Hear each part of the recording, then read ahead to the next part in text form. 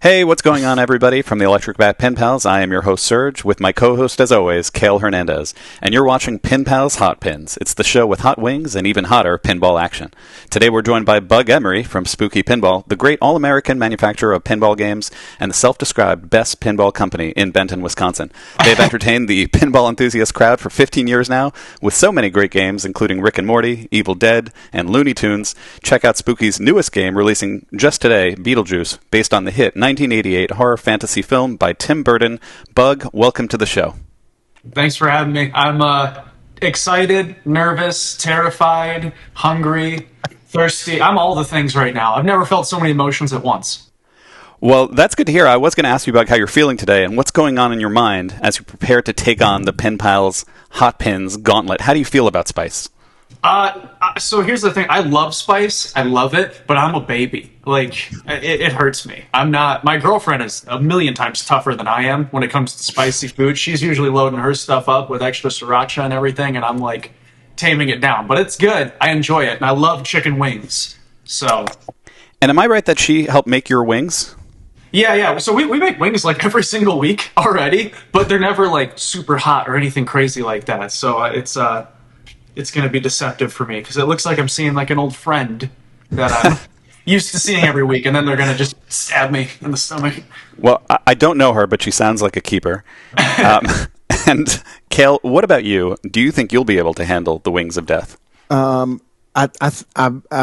feel good about it. I'm a little worried. I grew up in New Orleans, which is known for spicy, flavorful food, but this is really another level. New Orleans is a cheat code. I didn't know that about you. That's the left, right, up, down of it. All right. Now, just an explanation to our viewers on how this is going to work. We've each ordered a bunch of wings, except for Bug, who's made his wings with his girlfriend. But Cale and I have ordered some wings, and all three of us have the same 10 hot sauces, which will get progressively much, much hotter as time goes on. We're going to dip each wing into the hot sauce before we eat them, and then I'll ask Bug a series of questions, assuming he doesn't pass out first. Does that work for you guys, too? I just hope Cale throws up before I pass out. We're going to find out. I do. Rachel did give me a bag to barf in. Yeah. So if I do pass out, carry on the show without me, and just one of you pretend to be me and answer the questions how you think I would. Yeah, just tell Morgan to sit down. Yeah. Well, torch. Well, Bug, I think I've already figured out all of the Beetlejuice rules, and so I could take your place if we need to. Okay. All right, so are you guys, I think we're ready. Let's do it. We're going to go first, take our first hot sauce, and I just want to show you. I'm going to pull it right here. Okay, the first hot sauce for everyone is Shaquanda's Hot Tropic. Hopefully everyone can see that. That's your Shaquanda's Hot Tropic. It has a Scoville heat units, or SHU, of 1,400. And this newest hot sauce, Hot Tropic, brings a full fruity blend of mango, papaya, and orange. That's what we're here for. So what we're going to do... Okay. So if people are wondering why I have souffle cups, Serge and I met up yesterday, and I have all of the hot sauces numbered. So there you go. This is official. I have the official hot sauces also. We're doing our first bite? Yeah, I dipped it in there. Okay, here we go. Cheers.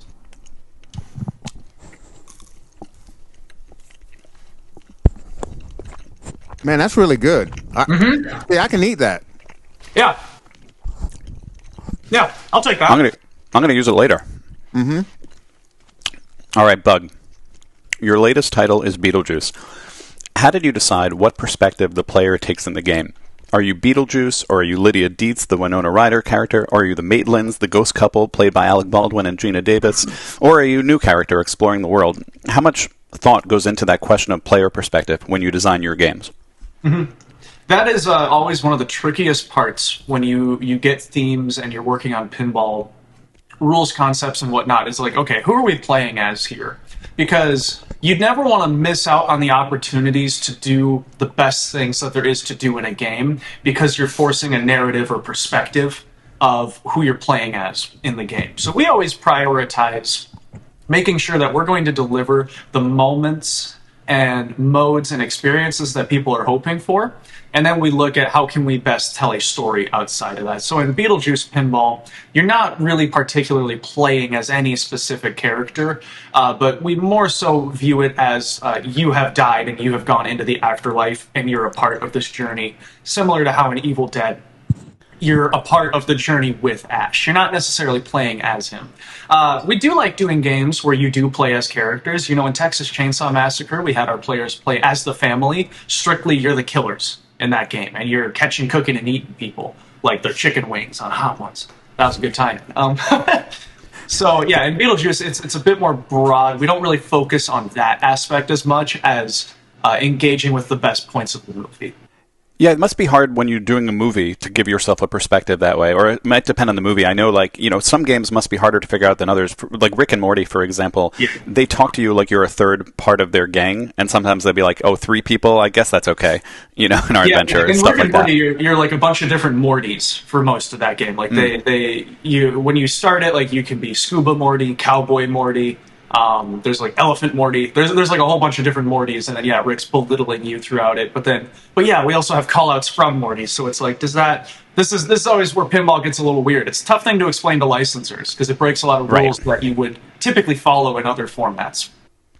And I often like to ask on Twitch streams of Electric Bat tournaments, I often like to ask some trivia questions like name other Keanu Reeves games or Arnold Schwarzenegger pinball games. But I think actually that Winona Ryder may be the dark horse of for this trivia question. She's been in 4 movies or TV shows that were directly turned into pinball machines, including Beetlejuice now. Actually, 2 more if you consider franchises that she's been in, that and other elements of the franchise were turned into a pinball game.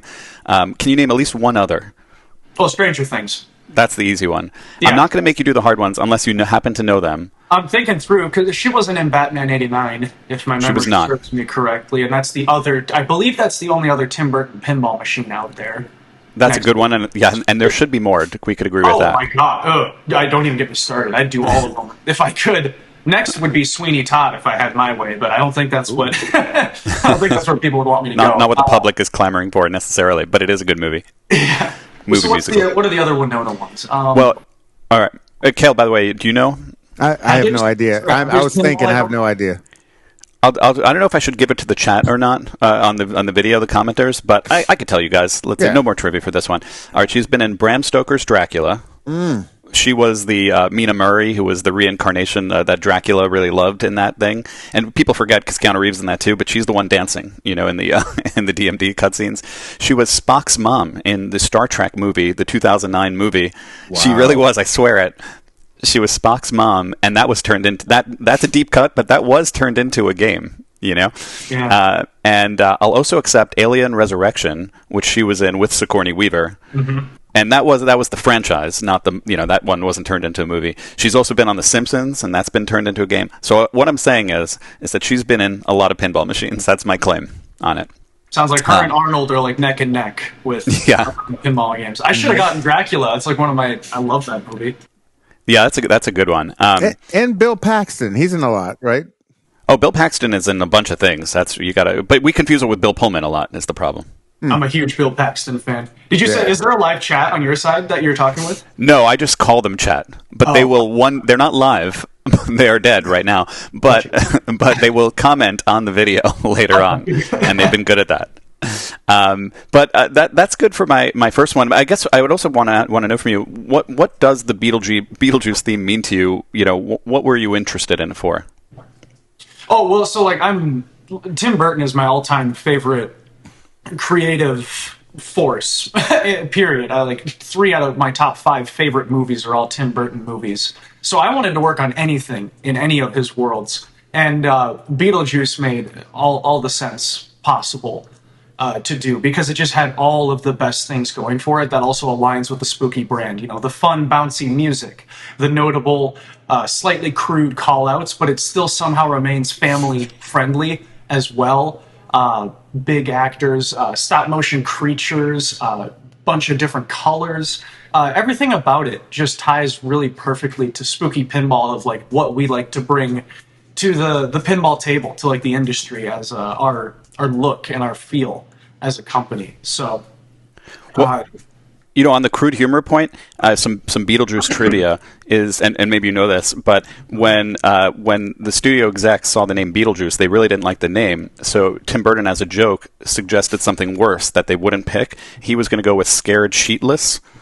Was going to be his the name, but then they actually liked it, and he was horrified about it, and so he had to convince them to go back to Beetlejuice. Yeah, that happens to me sometimes with Spooky Luke. I'll make a joke like, "Wouldn't it be funny if we posted this in retaliation to that?"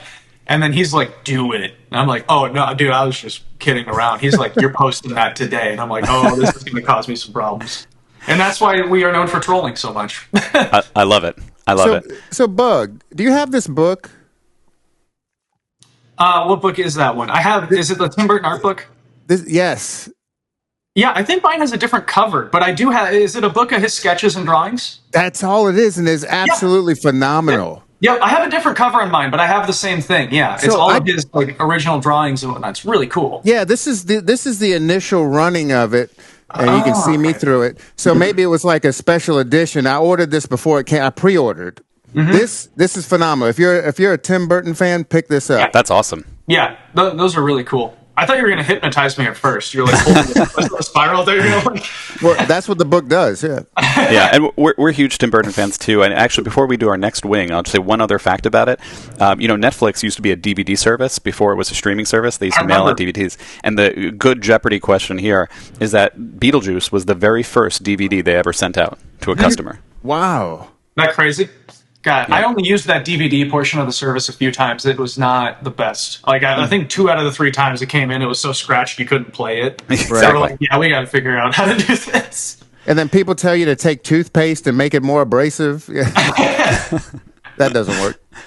All right. What do you think? What do you say, guys? Enough delaying. We're on to the second hot sauce. Yep. Second sauce. Okay. This girl's gonna hook me up here. All right. Now, for you at home, the second sauce is Seed Ranch's Just Winging It. Let me show it to the camera there. Oh, thank you, Bug, for doing it as well. Mm-hmm. And this has a Scoville unit rating of 5,700. It is rookie numbers. Organic datil peppers, carrot, and some umami-packed yeast. Ooh. This ain't nothing. All right, here we go.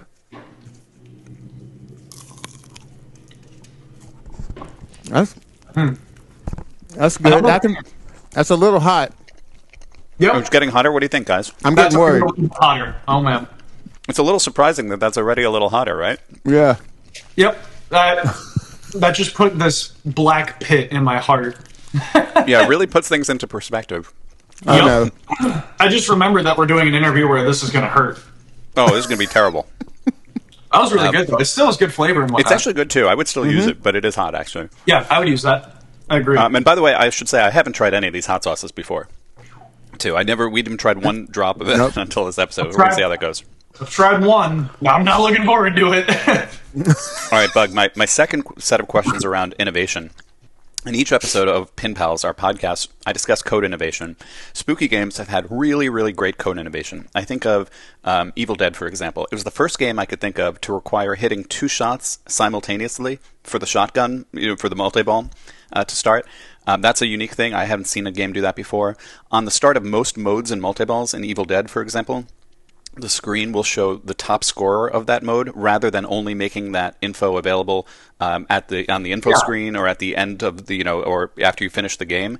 And so you could actually see to compete with the leaderboard while you're playing is really clever. I'll give you one other, and then I'll get to my question, which is the action button hold for 4 seconds so that initiates the ball search, which matters in multi-ball.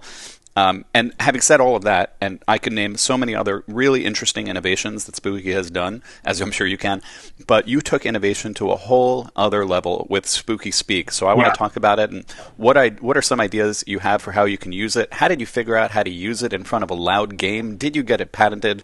I'll pause. Yeah. I got to give credit where credit is due. The whole Spooky Speak journey started when rumors were getting out that Spooky Pinball might be working on Beetlejuice. And a podcaster named Kaneda said, if Spooky Pinball doesn't have it, so when you say Beetlejuice, Beetlejuice, Beetlejuice, the game turns on, they shouldn't even be making pinball. And we disregarded that. We were like, that literally can't be done. Like, we're not even going to pay mind to this right now. We're just going to keep working to make the game super cool. And then time went on, and we kept talking about it, thinking about it. And eventually we were like, no, we're going to figure this out. We are going to do it. Started testing different microphones and learning ways that we could have the game kind of listening to what you're saying at various times. And it originally started with just that intention. Say Beetlejuice 3 times, start a game, or turn your game on. And like pretty quickly after that, we realized like, well, there could be a lot more things. Like, we're going to invest so much into this. It should really do a lot of other things. And we started thinking about like all the different funny clips in the movie where if you say, things like, I'm feeling hungry, we could have Beetlejuice pop his hand up with the Zagnut bar and he's like, I've got something good for you.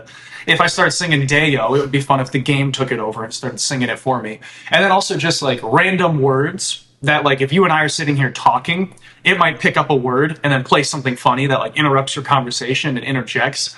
And it does a lot of funny moments. So that's like the base level of like, okay, it can play cool clips, it can say cool things. And then we start thinking, okay, like how can we get this worked into gameplay? Like how can we tie this into rules? Because you're right, like you have all these noises going on. Can we hold the ball on a scoop, bring things down real bit, and give people a cue to do things? Yes, we can. We do that now. So to be completely transparent too, this is all very new technology as of just like the last few months that we've been getting this integrated into the game fully. So the possibilities are still limitless for us. We're still learning new things every single day, coming up with new ideas. Some things I would like to see happen is service-wise. How many times, Cale, especially you, have you been both hands on either side of a playfield doing something and, oh crap, you need to get to a different menu in the service menu? It would be great if you could talk to the game and get to that menu and fire something instead of having to let go, set it down, lose your spot, get frustrated. So there's a lot of things that we are still pursuing and learning how to do with Spooky Speak, but at least at the bare minimum, it does the coolest thing I've ever seen a game do, which is turn on after saying Beetlejuice 3 times. Genuinely, wait, sorry, you go. Also patent pending, so other companies can keep your filthy mitts. I was going to ask about it. It seems like a highly patentable kind of technology out there. Loser kid. I was like, I don't want to see Jersey Jabber show up on the next launch over there. Cale, what do you say to the service idea? That I didn't even think about that. That would be absolutely phenomenal because Bug's absolutely right. There are so many times when you have the table, the playfield up, and you have two hands doing stuff. It would be nice to go, hey, go to this menu. That is. That just blew my mind. And so I'll tell you what works so well for pinball. There are some people who don't care about this, but there's some people who don't want Alexa in their house because they don't want something that's constantly listening. But a pinball machine is perfect for it because you don't have the pinball machine constantly on. You turn it on when you want to play, and then you turn it off when you're done playing, especially if you're in a home environment. And so it's sort of perfect for that. I don't have any concern. I'm one of those people, who might be concerned, who don't want an Alexa. But this doesn't concern me at all because you just have it in your house, in your game room. You turn it off when you're done. I would only listen into people's homes if I could find out what themes they want us to do. That's really all I care to spy on. Not really that interested in anything else. Or right. spy on other manufacturers. Well, you don't want to know what people do on top of a pinball machine in their house, Hey-o. All right, so thank you, Cale. That was your best hype man in the biz. But still talking about innovation, that's the big thing to talk about. But I want to quickly go through all the great mechs in the game and focus on one or two of them. This is what I could see from looking at the game. You have a Polaroid camera with the flash going off. You have stand-ups that guard a moving sandworm that can be hit to lower them, and then you could shoot the ball under the moving sandworm into a lower playfield area to take down the sandworm's health, and then the sandworm lowers his face down, and you could shoot the ball through the sandworm's mouth. Right? Yes, sandworm does eat ball. Is that right, Bug? Sandworm does eat ball, plain and simple. And dances. Right. He dances and eats balls. I saw that in the Day-O scene where he's dancing to the music going on, which is crazy and awesome. Love that immersion. You have a magnet ball save below the flippers that can get fed from a disappearing right outlane gate. Is that right? Yeah. So when you launch the ball, there's a skill shot light sequence that goes through, and one of those sequences on the inserts is the bridge out option, where our right out lane diverter opens up, so the ball immediately launches and goes straight down your right out lane, and you drain and die immediately, and then we catch it with the magnet between the flippers and throw it into play. Reason being just like theme integration. Theme immersion. The movie starts with Adam and Barb dying, so I thought it would be great if you could start the game by immediately dying and then getting brought back to the afterlife just like they do.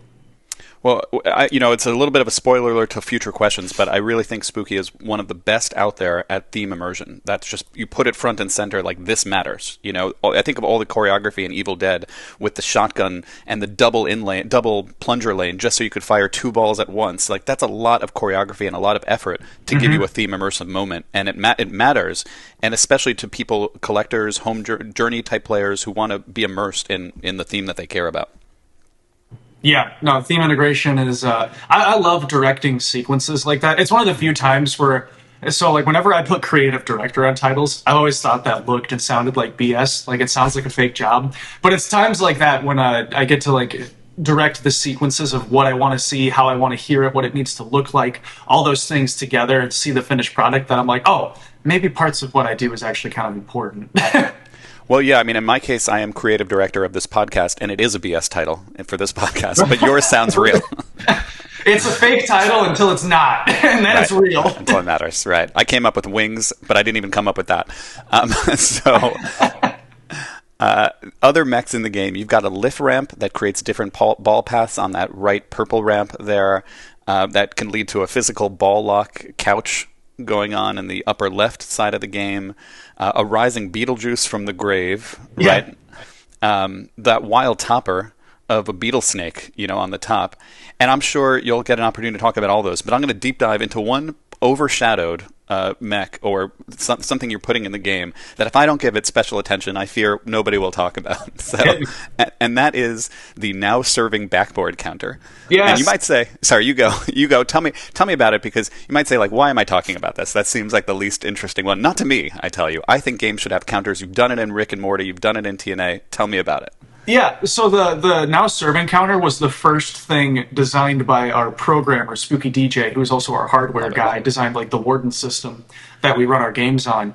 And before we even had the title, he started working on a now serving counter sign for the backboard, because he was like, if we do Beetlejuice, we're going to use this. Like, he absolutely demanded it very early on. And there was no arguing it, because it's an absolutely fantastic idea. And it's got one of the dumbest and my favorite sound effects in the... Well, it's not Spooky Luke's favorite sound effects in the game, where...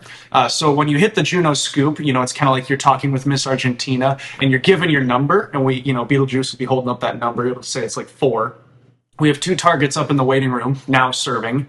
And whenever you hit those, it increases that counter, and you get met with like a ding sound effect, and it's the funniest, like, just stupid dong sound effect. When we make sound effects, they're usually like 4 to 7 layers deep of different things that are all edited. And that one is literally just drag and drop ding sound effect, and it's so effective. It's so great. So you hit the now serving targets to get up to that number, and then that lights your Juno case modes. Got it. I appreciate hearing that so much, because I just think so many things in pinball count. How many... we won't talk about other games, but just all these things that you're counting in the background of the game, to have that clear and visible to a rules-focused player is just, perfect. Yeah. And it's theme integrated. Yeah, it's also... We have this hilariously fun end-of-ball sequence where we manage to keep track of every single shot you hit in a ball. And we have a light show that plays through, rapidly showing you every single shot that you did hit. Whoa. And it ties into your bonus after the ball is over. And then that now serving sign, say you hit it 4 or 5 times, that adds a multiplier to it as well. So it tallies up all the shots you hit, and then it counts down ding, ding, ding, ding, and then that adds to it as well. So it's another fun experience like you'll get out of that every single ball that you play. And it's in the gameplay reveal video that people will see, there's a hilariously long sequence where I had a pretty good ball, and that counter went on for quite some time. We might have to edit it a little bit, but it's really fun. Honestly, that sounds incredible. Great. Another innovation in the code just on the bonus countdown, which is interesting. Well, great. I'm good to go with our next wing. What do you guys say? Let's go. Okay. Number 3. Our next wing is Hot One's own pickled garlic sriracha sauce. Ooh. And I'm going to hold it up for everyone here. Focus. And this has 18,000 Scoville units. It's not your average sriracha. Whoa. Takes pickles, takes garlic, throws in a splash of key lime. That is Number a big 3. step up from the last one. Oh boy. Oh, you already had it? You said the last one was Oh, 5,000, yeah. right? 5,000, and now we're at 18,000. What the heck is with that? That math isn't cool. All right. Big bite. Okay.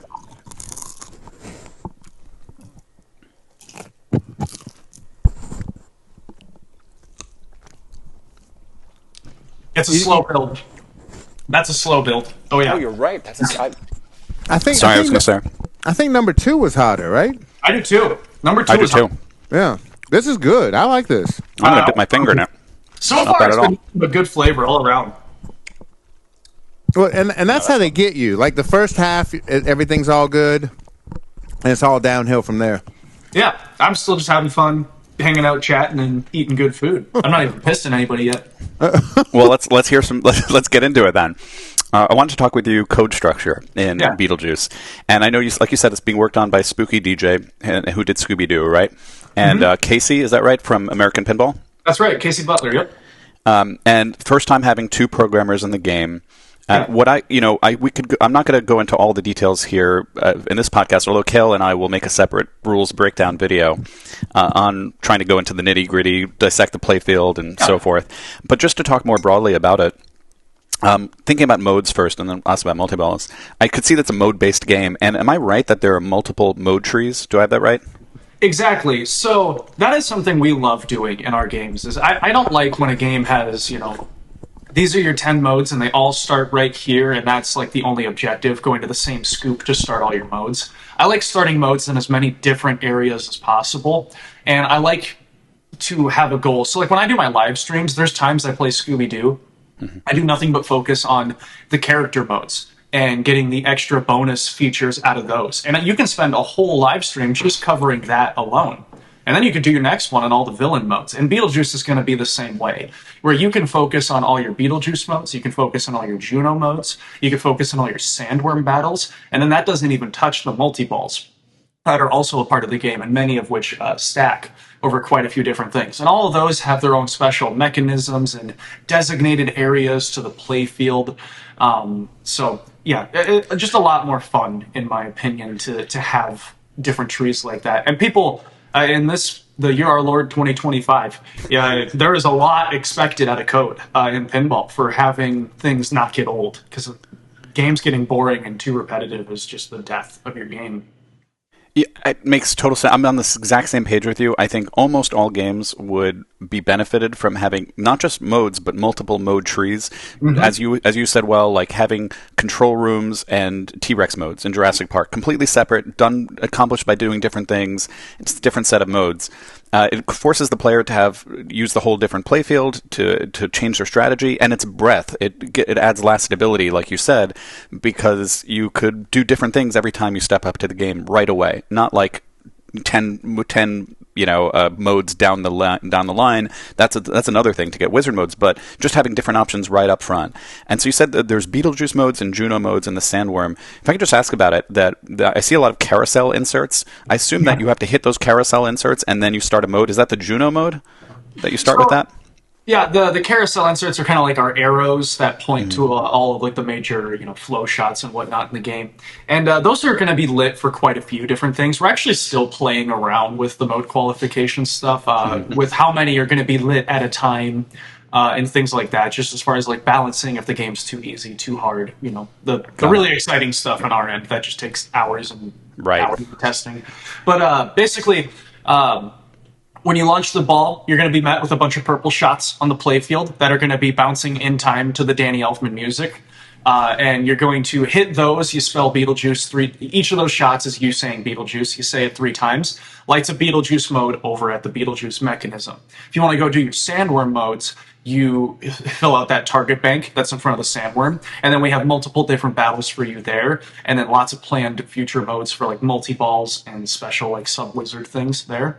And then the Juno modes, as I explained earlier, is you go get your ticket number, and then you hit the now serving up to that, and then that qualifies her modes over there. We also have cases there, so like there's short cases where we'll take somebody from the waiting room couch section, and we'll light special shots in the playfield that you fill out those cases. And so you fill those out, and then we also have her modes as well. So That's incredible. And then I also saw there's like super modes on the left ramp spinning wheel, like ramps, super spinner, super pop, super worm. Yeah, so the roulette wheel on the left ramp, I actually thought this is the thing that you were going to say is the underrated thing earlier. So what we have going on over there is it's the Dante's Inferno Room ramp. And as you hit it, every few occasions that you hit it, it will spin that roulette wheel. And it's actually physically lit on the playfield, the LED board behind the plastic. And it shows you which prize you're going to get from it. And it ranges from things like extra ball to points to super values, and then also just nothing. But it can really change up your strategy as far as like, okay, well, if I've got super ramps for the rest of this mode, I'm going to want to try and get to modes where I have more ramps. Or, sorry, for the rest of this ball. I want to get to modes that I have more ramps. But I like that we don't stop the ball there.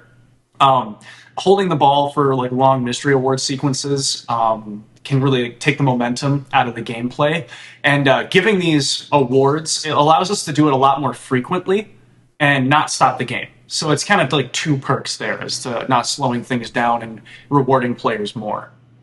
Awesome. And then you touched on the multi-balls already. There's the sandworm, and then there's also that couch in the back. Mm-hmm. What's that about? Yeah, so there's a looping shot that is around that couch. So there's a whole waiting room section of the playfield, that upper left section. And there's this really awesome looping shot that you can get going on that upper flipper. And every time you do that, it is the knock 3 times sequence from when Adam draws a door, knocks 3 times, and enters into the afterlife. So when you're hitting that, that's what you're doing. You're drawing a door and knocking 3 times. That opens up the afterlife, which is that right lift ramp. You shoot up that, and now you're putting balls on the couch for the now serving multi-ball. And then on top of that, there's also the Showtime multi-ball, because Beetlejuice. I was immediately... as soon as we were doing this, like, my favorite game is probably Addams Family, and the multi-ball sequence where they say "Showtime" and do the whole build-up is like pretty much the best one in pinball history, in my opinion. And I was like, yeah, I want to come after that, because we have an actual movie where he, like, it's known primarily for him saying it's showtime. Like, that's one of the biggest things about the movie. So we knew we needed to do a really special sequence there, and the gameplay video, people see exactly what that is. And then also Strange and Unusual multi-ball, based around Lydia's camera and Lydia Dietz in general. So that's her on multi-ball, and Sandler multi-ball. Deo, another multi-ball there too. This game has more modes than Evil Dead, so it's one less. It's a whole less movie. We only have the one movie compared to 2 movies, but it has more modes than Evil Dead. So absolutely loaded. No, I can see your love for Addams Family. I swear in one of your other games, I forget which one, you have a call out that says, "Keep the ball. I have a whole bucket full." Yeah. I had the hitchhiker say it in Texas Chainsaw Massacre. Because I thought it was really disgusting with the notion of him being a cannibal saying, "Keep the ball, I have a whole bucket full." Like, a very different context. Yeah, very different context. I thought that was clever.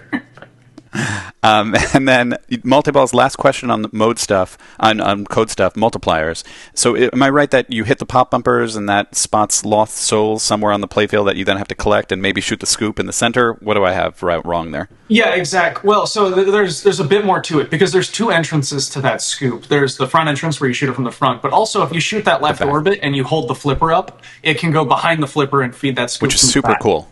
Yeah, so hit the left orbit, goes around the waiting area, hold up the upper flipper, and then it goes behind the scoop. Dude, that upper waiting room area is ridiculously fun as like its own mini game, because of how the pop bumpers throw the ball back up into that upper flipper, and then you hit it around, you hit the scoop, that shoots it through the spinner, back up. I mean, this game is ridiculously fun to play. I've been enjoying the hell out of it. But yeah, Lost Souls, they're a multiplier. We also have some other things going on with her. I'll be honest, I will totally butcher explaining it if I try to get... All right, we'll pause there then. But yeah, like the pop bumpers spawn them, and then it adds to your general playfield multiplier. It's something you can really focus on or do passively. The longer you play and the better you do, it will make a huge difference in your scoring. Excellent. Thank you for that hearty code breakdown. And with that, I'm ready to go to our 4th wing. What do you guys say? Here we go. That last one wasn't as hot, but I will say it stuck around on my tongue for a lot longer than the others. Oh, this one's color is... All right, here we have... Let's hold it up. We've got Alchemy Peppers Mango Serrano Hops. We've got a Scoville unit of 27,000, and Serranos are the main thing within this. All right. Cheers. Cheers. Oh, you guys are faster than me.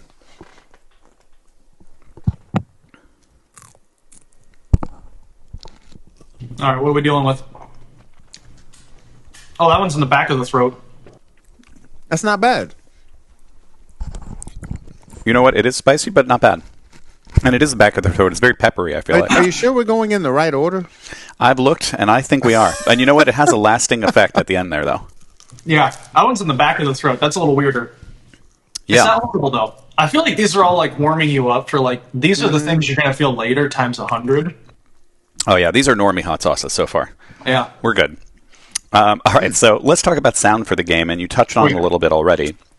With so many of your games, including your latest game, Beetlejuice, you've chosen a licensed property where the music and overall sound quality is really iconic for the license.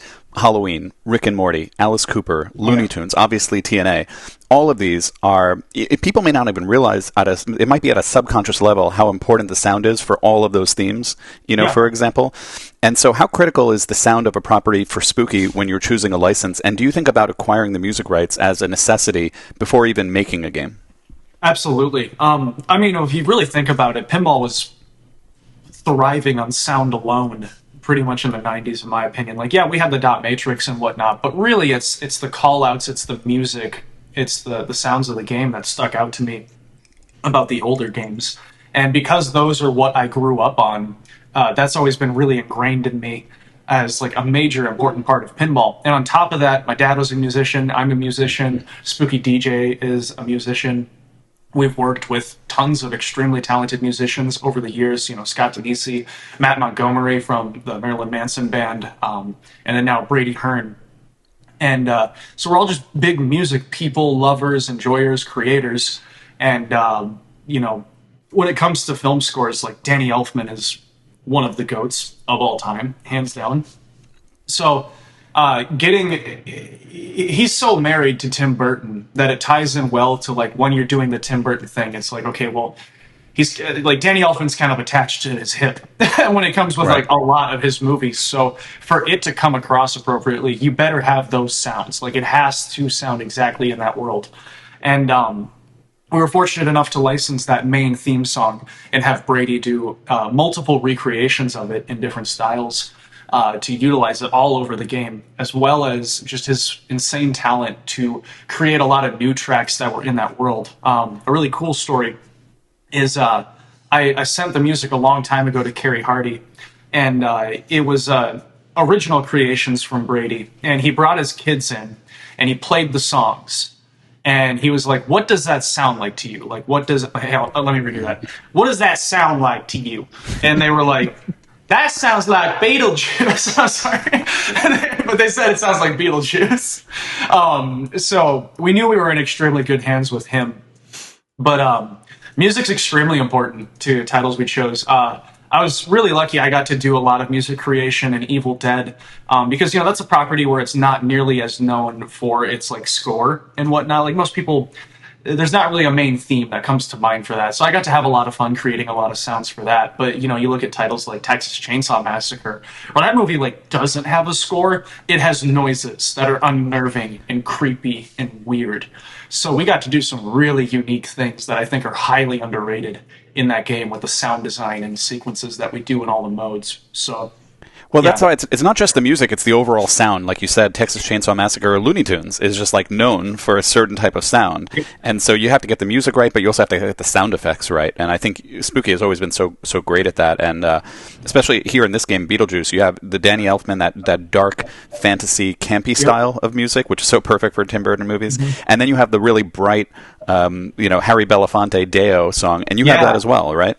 Yeah, we do. Harry Belafonte Deo, it's probably the coolest mode in the whole game because the game gets possessed and taken over just like it does in the movie.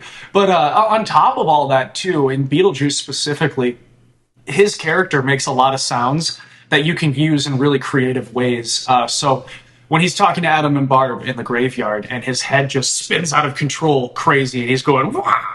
Well, it does that. That is a perfect closer to our skill shot, which ends at a spinner shot where you spin it with that. It just makes perfect sense.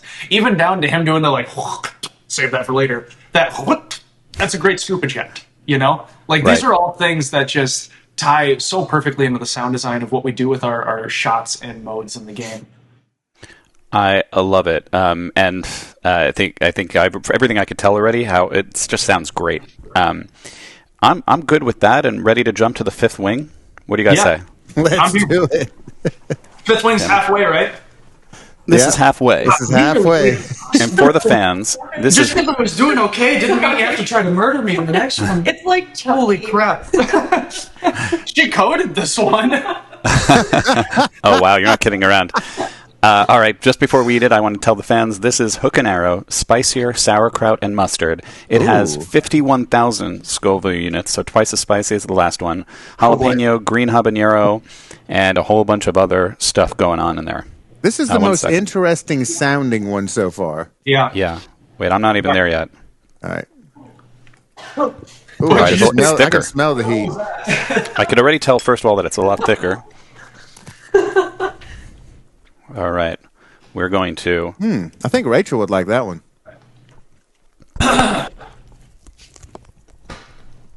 Okay. Yep.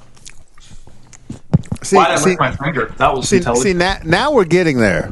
Oh, yeah, I get it now. That's turning on. Oh, man. All right, Bug. We're turning it on.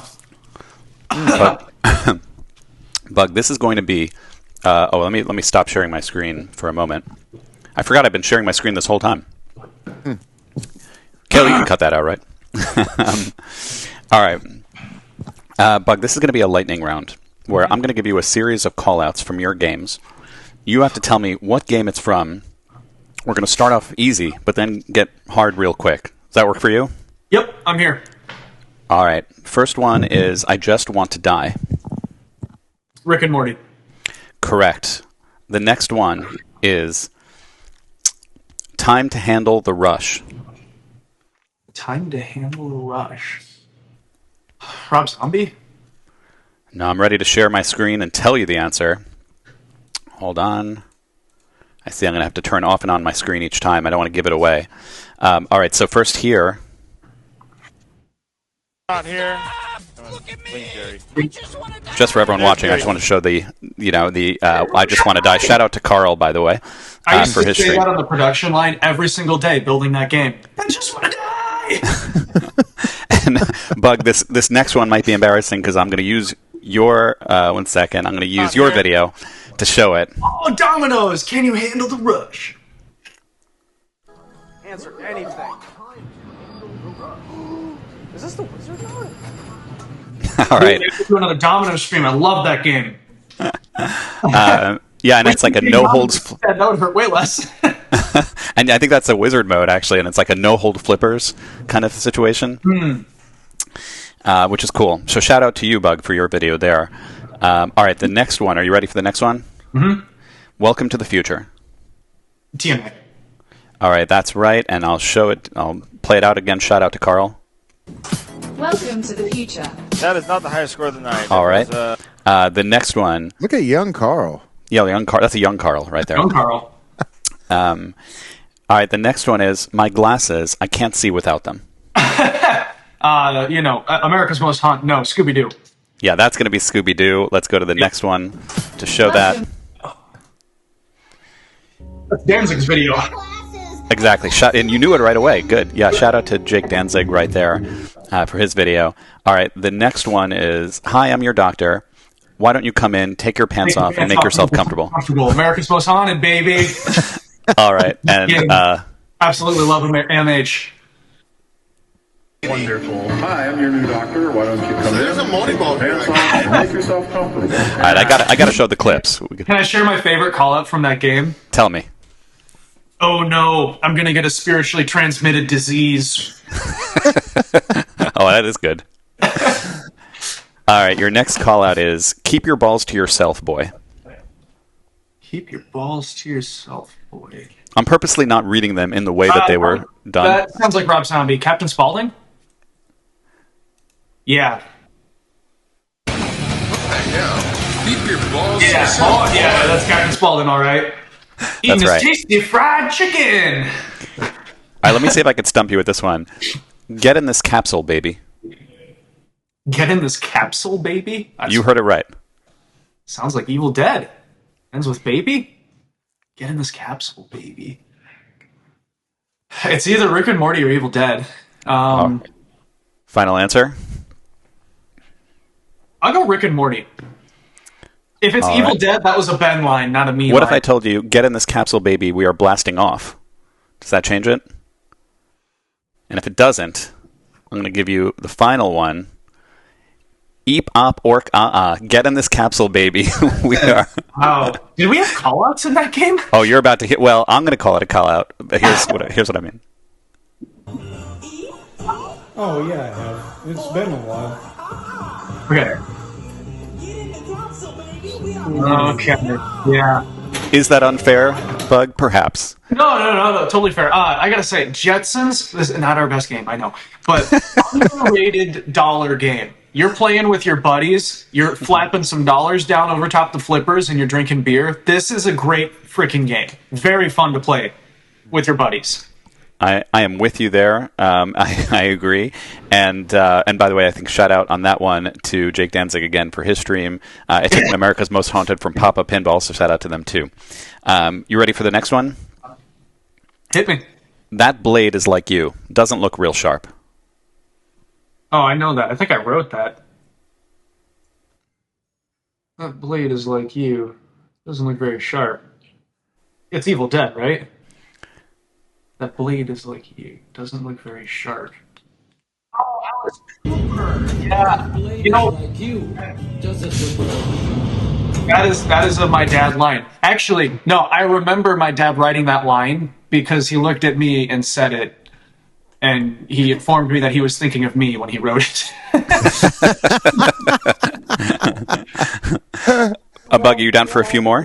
Obviously, yeah. I love this. This is fun. You're having a good time? Okay. Yeah, this is great. All right, the next one is, be careful or you will lose your life. Be careful or you will lose your life. That's Ultraman. Oh, good. I thought you were, the way you said it, I thought you weren't going to get it, actually. Yeah, because I started saying it like Loomis. Yeah. Exactly. No, that's Ultraman. Be careful or you will lose your life. Kyle, host of the Kaiju Cast. All right, Bug, your next one. We're rounding out the end here. How fortunate. We need all the help we can get. How fortunate. We need all the help we can get. That's Halloween. You are absolutely right, and you even said it right there. Yep. Fortunate. We need all the help we can I am tormented by the fact that no callouts I write will ever be as memorable to me as the ones from Halloween. Like, I have worked with some of the biggest voice actors in the world. Frank Welker, come on. And Dr. Loomis, his callouts are just like a shop favorite. We all love Dr. Loomis callouts the most. And shout out there again to Jake Danzig. If you're wondering why I always pick his videos, is because he turns off the audio of the games, and I can't use all of your videos, Bug, because you don't. Yeah, because I don't stop talking over it the whole time. I know. Yeah. He lets you hear the game. By a lot of people online, not politely. All right, the next one is don't let the door hit you on the way out. That's Captain Spaulding again. Damn it. Don't let the door hit you On the way out. Yeah. Captain Spaulding, he does say, like, don't let the door hit you in the ass on the way out. So if it would have had an ass, I would have known. Dang it. Shout out to Majestic Pinball there. Thank you there. Only 2 left, okay? Wait. I think you missed a few points. Wait, I think it's either Looney Tunes or Rick and Morty. I think we said it in both games. For sure, Looney Tunes. Daffy goes, wait! I think you missed a few points. Yeah.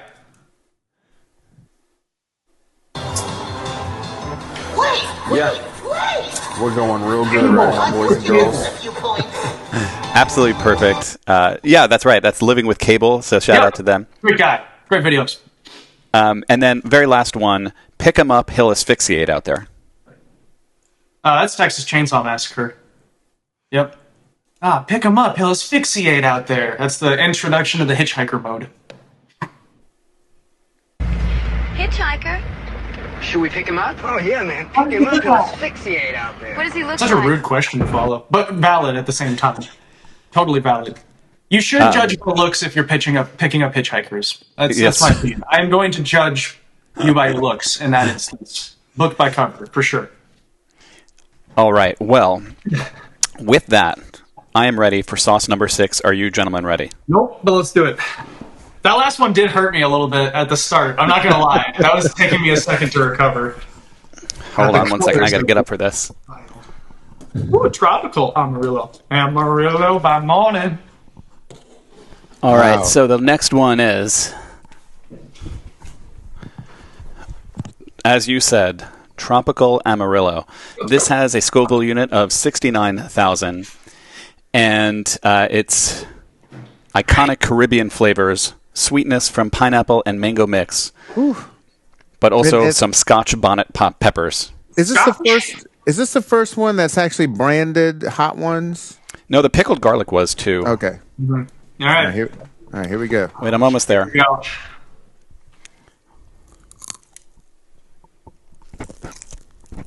I just want to point out, we've all been doing good-sized bites.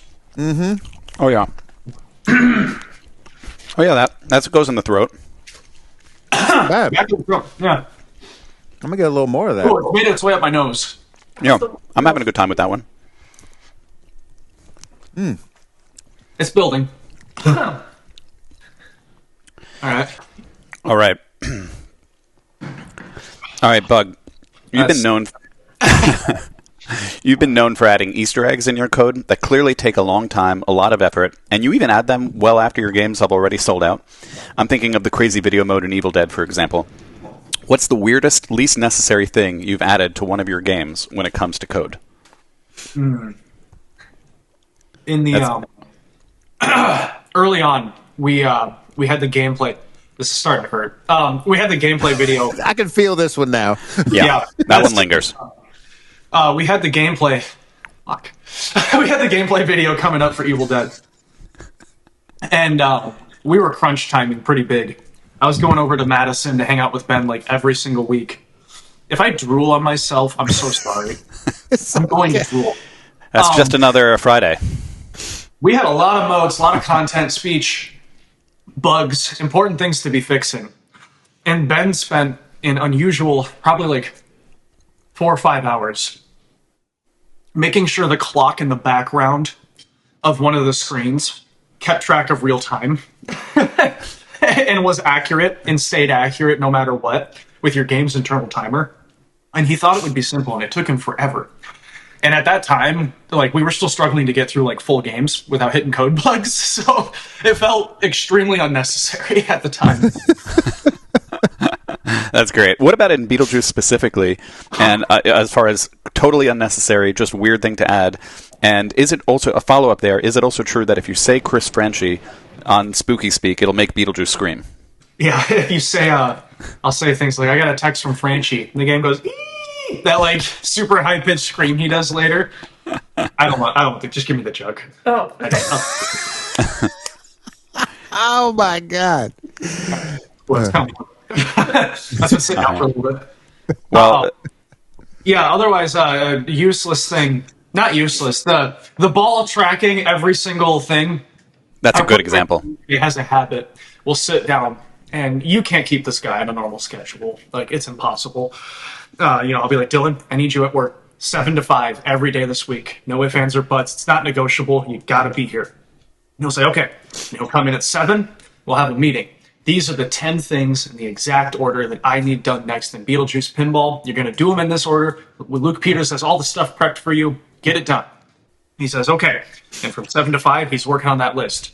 And then from 5 to about 3 or 4 in the morning, he is working on the most random thing that nobody asked for, ever thought of in their life. And he comes in the next morning at 10 to 11 p.m. a.m., I mean.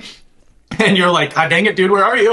And he shows up and he's like, check this out. And then all of a sudden, yeah, the game tracks every single switch that the ball hit throughout a game that you played. And you're like, how long did that take? He was like, only 5 or 6 hours. And he was up till 3 in the morning doing it. But God bless him for it. I mean, we always say Dylan will have our best and our worst ideas possible. And that has remained so unusually true because he's come in after some benders, late night benders, and presented us stuff where we were like, what are you smoking when you go home that this is what you came up with and put in this game right now? Dude, like, we need speech. Like, we need call outs and movie clips. Like, what are we doing? So programmers are a funny batch to work with, so you never quite know. Spooky games are like a box of chocolates, and you never know what you're going to get. And fortunately, none of them are the toothpaste flavored ones anymore. So I love the weirdness that's added to the code like that. It's eccentric. And I'm good to go to our next one. What do you guys say? Oh, God. Okay. It's happening. We are on number 7 for those paying attention. Okay again. All right, and this is Smokin' Ed's Apricot. It is 104,000 Scoville units. Smokin' Ed is bringing sophisticated flavors and potent peppers to the number 7 wing with this lavender-infused apricot and lemon hot sauce. It actually doesn't sound so bad when you put it that way, right? Lavender. That last one increased my heart rate. Yeah, that mattered. I could tell that one. Here we go, right? 1 second. Wait. Okay, I'm ready. We're going to dip. I think pouring that. Like, taking it. That's the bomb! Are you nuts? I really got in there.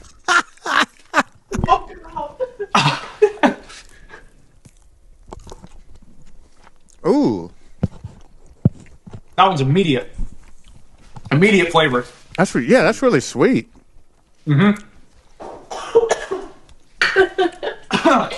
Interesting. Now, Morgan's not even trying these. She's just coughing from the smell, right? Smelling them, yeah. Oh, they smell potent. Like, if you take a whiff of these, it can make your eyes water.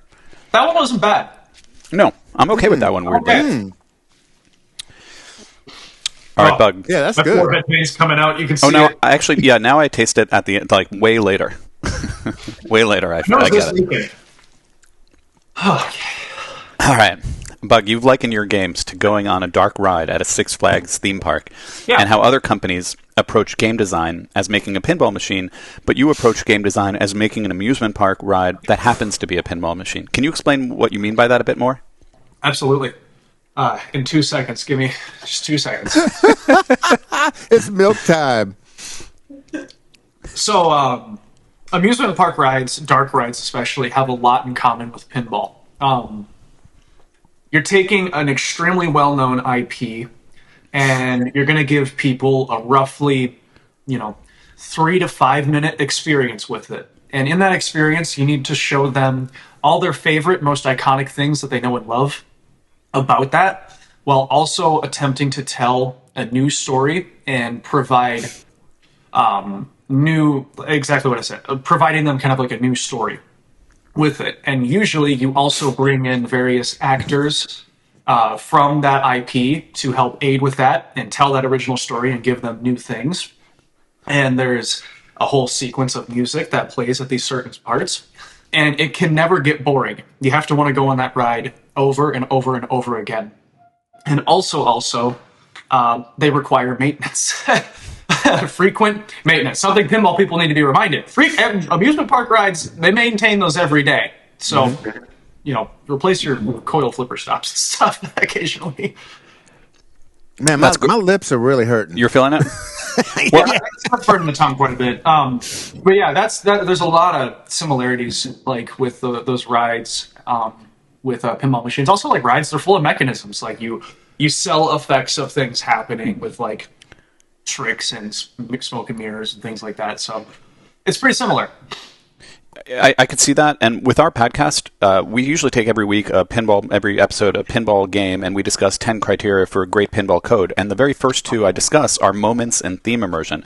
And I think that your game design philosophy of creating an amusement park ride in a game, that translates directly into success at those 2 criteria. And those are the 2 criteria that make pinball players feel like they're on a journey. And I know you care about scoring 2 and risk and reward and playfield multipliers, but it's always felt like the journey is the core thing that matters in your games. The journey's the reward. That's right. Sorry.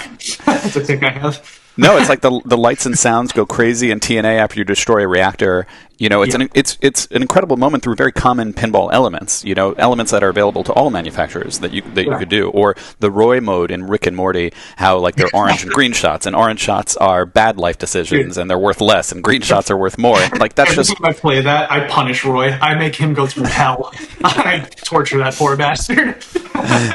Yeah, just awesome theme integration, and moments. And each one of those. There's when I look at those spooky games, I can name like 10 moments in those games, easy, that are made, and that's just not so common in all pinball machines from that I see out there. So, I'm good at number 7. Are you guys ready for number 8? But before you say yes, I want to announce that this number 8 is the time where we have Da Bomb hot sauce right now. And so I'm going to take it out. We're going to. Dude, that's so much. That is not. It barely even came out. That's Morgan in the background? Morgan, you're doing the Lord's work, Morgan. Yeah, he's helping. Oh no! All right, so I'm going to pour. I'm going to do it, over here. So I'm going to give some of this to Bill. He's sitting next to me. I'm going to have him Hershey squirting all over your house. All right, that's the bomb right there. Just to announce it for everyone, this is called the bomb. It has a Scoville units of 135,600 units. Careful around the eyes. This is where things take a turn.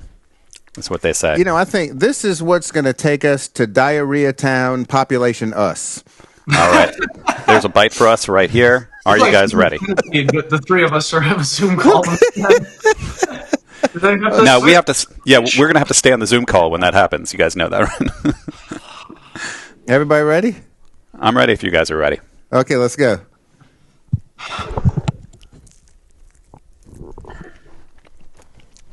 Oh, no.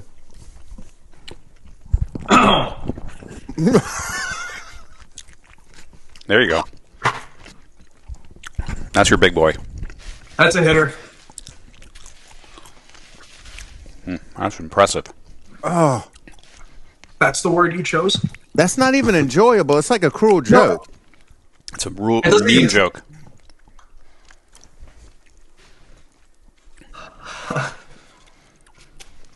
Oh. Oh, no. All right, Bug. As you guys suffer through this, I wanted to ask you about theme selection. Spooky is known for their quirky themes. Do you feel like the themes you pick affect your planned production volume, or do you feel like your production capacity affects what themes you pick? Serge, are you really eating this stuff? Oh, yeah. Oh. I'm an immortal, though. This isn't... It's a different situation. Oh, no. Rachel made me some yogurt. I was born a Highlander. It's not... Fuck.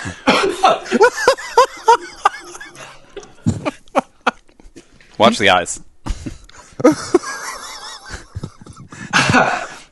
Oh, wow. Oh, no. There we go. There we go. The Pepto has been brought out. Rachel, take this stuff. Oh, my God. There's 2 more. There's 2 more that are hotter.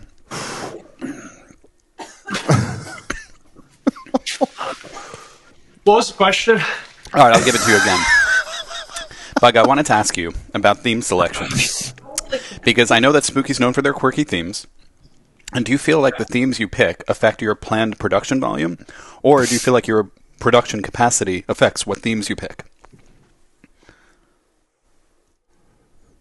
I'll take on any theme. I don't care. And then... And of course, you started with the name Spooky because your family has a passion for the horror movie genre. But you found opportunities to veer away from that in your themes, like games like TNA, Jetsons, Rick and Morty, Looney Tunes. Years later, do you ever have reservations about the company name? Does it ever cause confusion when you seek out licensing agreements from non-horror themed companies and properties? No. Good. I'll accept that answer. I'll ask one follow-up, though.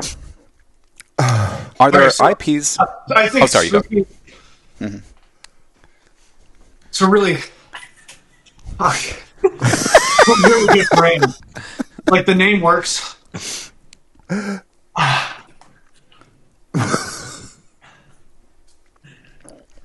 Does bread help? Okay. Bread has to help. Give me a bun, please. You guys are feeling that one. That's what you're saying. Rachel's here with me. Dad really struck gold with the Spooky brand. Because,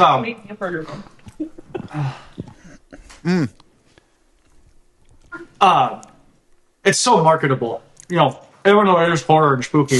Mm-hmm. It's like spooky shill, you know. That's cool. Yeah.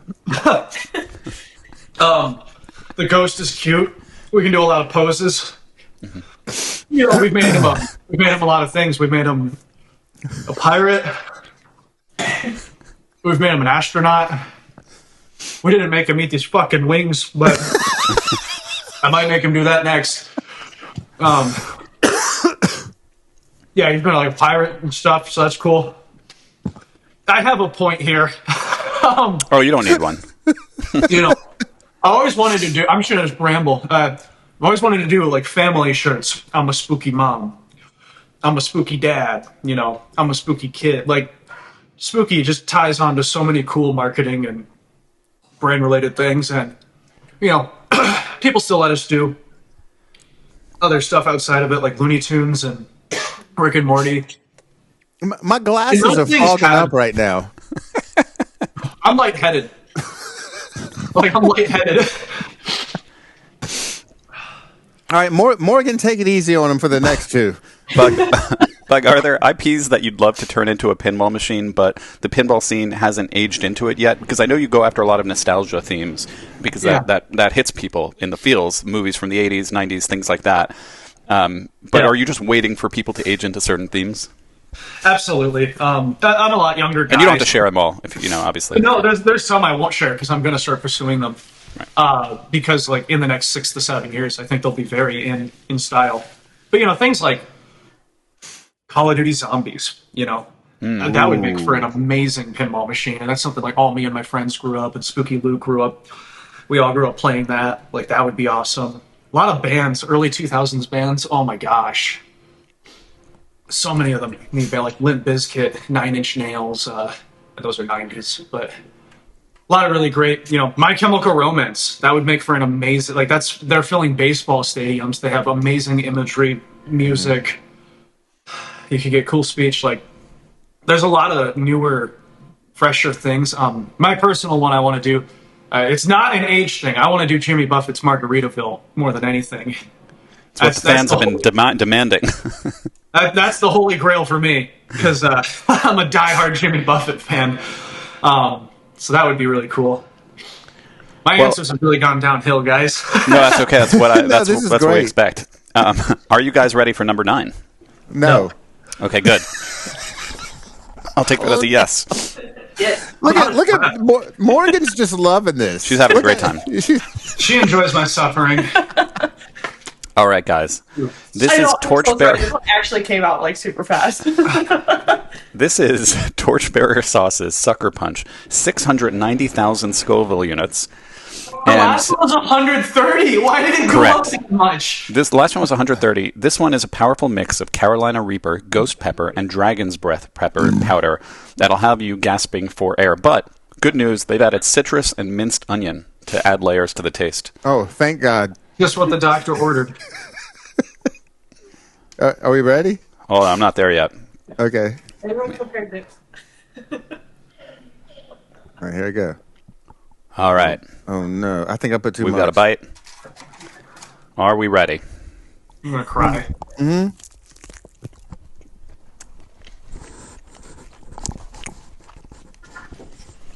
Oh, no. I had so much of that sauce on my lips, I'm fucked. Oh, that was a snot napkin. Ow. You know what? I don't think this one's as bad as the last one. What do you guys think? Same. This is a little milder. We'll see what the number 10 does for us. I mean, it's spicy. Let me be honest. Right? Oh my God! No, it's creeping up on me. Oh, it's getting you now? Yeah. It's in the back of the throat. Yeah, some of these things take a while. Some of them are interesting. You feel it right away. Mm-hmm. And some of them takes like 20 seconds before you feel it at all. Oh, that's not bad. I mean, I wouldn't. It's not my daily driver, but no, I like it. All right, Bud. Okay. This is going to be another lightning round. You can ask Cale some questions. No, he's good. I talk to him all the time. He's a cool guy. He's got interesting things to say. Yeah. I am going to show you. I'm going to show you some way too zoomed in pictures. Yep. From your playfields. You have to tell me which game it is. What do you say? That's a windmill. Next question. Okay, you're right. That is a windmill. You nailed it totally. Is there a particular game that you might think a windmill would be on that you have made? This is not just any pinball machine. This is a spooky game. Sorry, what was the question? Okay, the question is, what game is this from? This is on the artwork of your game. Yeah. Texas. Excellent. There it is, with a friendly arrow to show you right in the center, Texas Chainsaw Massacre. All right. Your next one. You leaked my nudes. I mean, 1, 2, 3, 4 for a password, Bug? You got to do better. It's Evil Dead. Evil Dead, correct. I'll zoom out, and then that's the lower playfield, and I'll zoom out more so you can see it. Oh, man, my tongue is really hurting. All right. You're doing great, though. All right, the next one. Ooh, I know it. Looney. Good.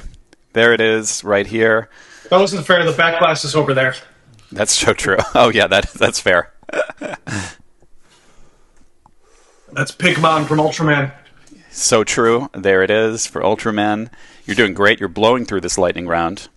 That's all right. America's Most Haunted. Excellent. Wow. That's a deep cut. That's a deep cut. Right there. I love it. Nice job. Killing it on the artwork. That's a strange-looking Captain Spaulding.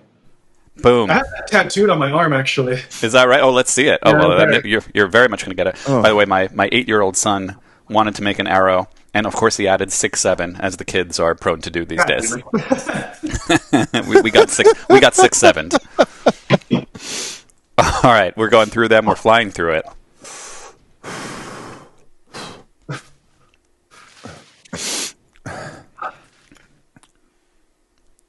TNA. Good. There it is, the side cabinet. Alice Cooper. Excellent.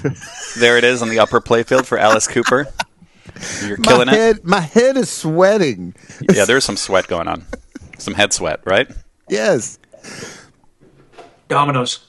Nice. That's a deep cut, too. That's a super deep cut. There we go. Right there. Right next to the Noid.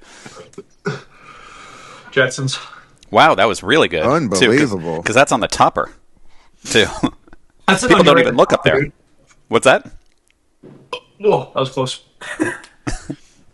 All right, let's do some more. I think this is an interesting way. Bug, you should start doing meetings at work like this. See what you guys come up with. He's like, no way. Go around the table. Everyone's doing it. Well, you're clearly crushing this. I'm not going to be able to get you. Rick and Morty. Yep. That's right on the side. But we'll finish it out. Halloween. Excellent. Right there in that playfield there. Excellent. Scooby-Doo. Wow, I cannot get you. Look at that. Paddling through the heat, seeing through the tears at these very zoomed-in pictures. So that's it for that one. That was it. And you've done tremendous on that. You're an all-star on the art. You're a B+ on the call-outs. But now, are you guys ready for the final one? No, Okay, I'm not.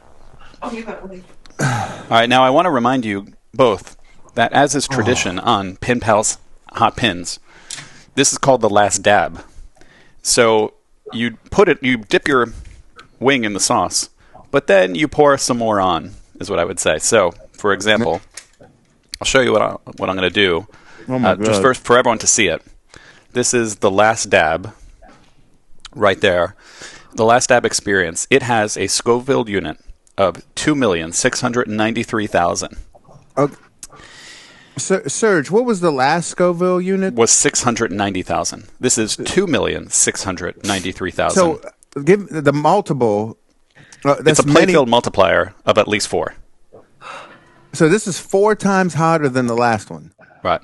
Well, it's about 4 times. On paper. On paper, that's right. And this is featuring the Guinness World Records hottest chili on the planet. The last dab is created by the one and only Smokin' Ed Curry, who features Pepper X in fresh, dried, and all-natural distillate forms. So what we're going to do is, we're going to dip it in. Oh, my God. So that you could see it right there. But we're going to pour just an extra dab on it, okay? That's huge, as is tradition. Huge mistake. My face is leaking. Okay. Let's get it on there. Let's don't be shy here. My is leaking. All right, so we've got a very well dabbed wing. Okay. Let's do it, gentlemen. It's You been ready? a pleasure. Cheers. Cheers. Yeah. You ready? Wait. He's not ready. Hold on, he's not ready. I got it. Morgan, be careful. Be careful. Morgan, make sure he gets the last dab. You know what I'm saying. You got to really add it on there. Oh, no. We're doing it too. All right, we ready? Okay, hold up. Mama didn't raise no bitch. That's right. Here we go. Cheers. Cheers.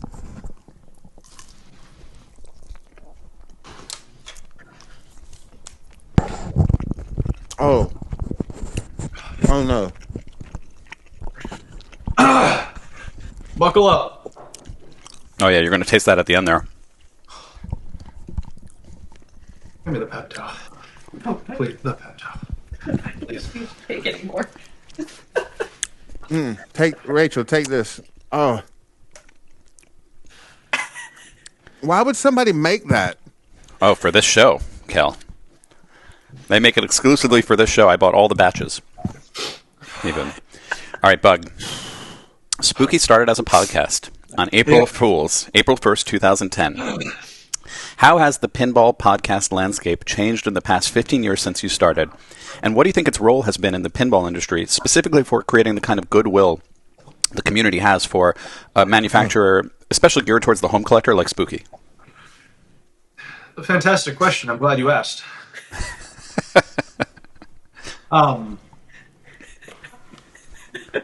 Bucket. Back when we did Spooky, I think there was only like 2 or 3 podcasts total. And now there's, how many pinball podcasts are there? 50? There's so many. Yeah, And, seems like it. It's improved a lot. I think it's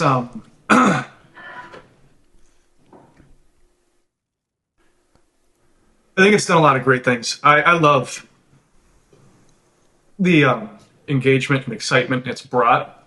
There's a lot of really exciting people doing it. Because in today's day, people are listening to content. People consume content all day long, even at work. They have earbuds, headphones in, and they're consuming it all day long. And it used to be you could run out of pinball content really quickly. And we're really lucky and fortunate now that there's so many people who are providing so much good content continuously every single day of the week. There's something new out there, and including from the manufacturers. A lot of us do live streams and whatnot too. So that's been really great. There's pros and cons to everything. There's definitely been some negative aspects about it, but overall, net positive. It's done a really great job of giving us an opportunity to come on things and express exactly what we mean and what our plans are and intentions are in ways that it's a lot harder to do on stuff like a Facebook post. So I think it's great. I don't remember what your question was, so I hope I answered. You did great. Well, I'll give you one final follow-up, though. As you and your dad, Charlie Emery, you started Spooky with that podcast, and now it's grown to be this incredible company with so many loyal fans. And I find it so interesting that pinball has such a proud tradition of dynasties. There was Sam Stern and his son, Gary. Before them, there was David Gottlieb and his son, Elvin. And, of course, there's Roger Sharp and his sons, Josh and Zach. And I bet Cale can think of a few more, even. Oh, absolutely. For Marco Specialties, Mark Mandeltort, rest in peace, passed it on to Paul Mandeltort. And how can you forget, Mukesh and Nirmal? I mean, you're right. Python Angelo's dad, Anaconda. That took me a second, but I love it. Oh, he's still got the jokes. So I just got to know, Bug, what is it about pinball, this great American industry, that generates these passionate family-run operations that can last for decades across generations? This is the only thing I'm good at. So I didn't have any other choices because this is all I'm good at. So it made the most sense to do. I'm regretting it a little bit right now. Well, Oh, this has gotten you to this point. A really great father-son, bonding experience. Like, I think most hobbies that dads show their kids, they hope their kid takes to it and ultimately gets better than them at it, right?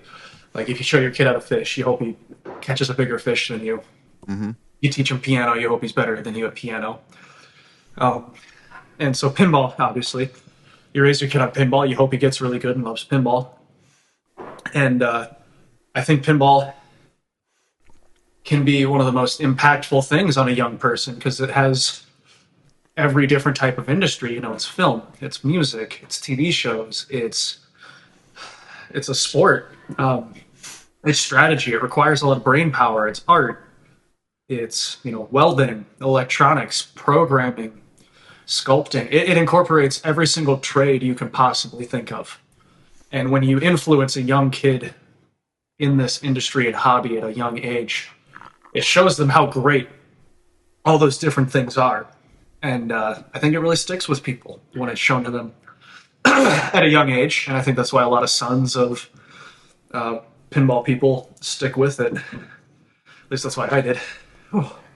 Well, Bug, that is what a great place to end on. It's not for the money. The money is not what people think it is. That's for sure. They overestimate it, I bet. If you're trying to get people who get into pinball for the money are fucking crazy. Right. Well, there's that old saying.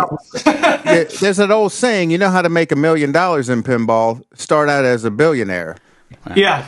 Amen. Well, Bug, I'll give you another saying, too, to watch out for, is that often the first generation walks so the second generation can run, but the third generation usually sits on the couch and watches hours and hours of Love is Blind. So watch out when you pass it down to your kids, is what I'm saying. I'm not running anywhere today. But, Bug, you answered that so beautifully, and that seems like a great way to end it. You've made it through the gauntlet of wings today. Tell the people what you have going on and what they should look out for from you. Beetlejuice Pinball, baby. It's a fucking great game. You should buy it. You probably can't. I think it's sold out. But if you haven't bought it, you should buy it. Cool topper and stuff. Watch my live streams, Bug Scream and Stream every Thursday, 7 p.m. Central. Watch all things Electric Bat does. They're cool people. Cale, I'm happy you and Rachel don't hate our games anymore. Thank you for doing some really incredible stuff. I do have one thing to ask you. Before you shipped us Evil Dead, you reached out to me. Yeah. When you wanted to keep up with it, it's almost like you knew you had something special here that was going to be extremely durable. Yeah, and I also just, I don't know, I like being in close contact with, I have a lot of respect for how you guys manage the insane operation that you do, and I can't imagine the overhead of, like, keeping up with all that you got going on, so, like, if making my product, easier to maintain and handle, I just want the process to be as easy as possible for you so you guys have a good experience with it because I think what we do is really cool and fun, and I want people to have that fun, and operators have a tougher time because there's a lot more work on the side of it than the homeowner has to face with maintenance and whatnot, so that can take away from the fun, enjoyable experience, and I'm really proud and excited about the experiences that we do offer, so I don't want you to lose any of that, Like, I want you to get to experience the full-on spooky thing at its best at all times. So knowing that I'm just a phone call away and I'll overnight whatever you need at any time so I can keep you happy, like, that's extremely important to me. And I do that for a lot of locations and whatnot because I just want people to like our shit. Yeah. We very much appreciate it. Thank you so much. That was close. We almost did. Held it down. Well, still here. Well, we did it. You made it through the Pinpals hot pins, and I think that's good for us. Anything else on your end, Cale? No, keep it. We have probably like 3 different podcasts coming out this week, so just pay attention to our channel. And Yeah, we'll see you at the arcade.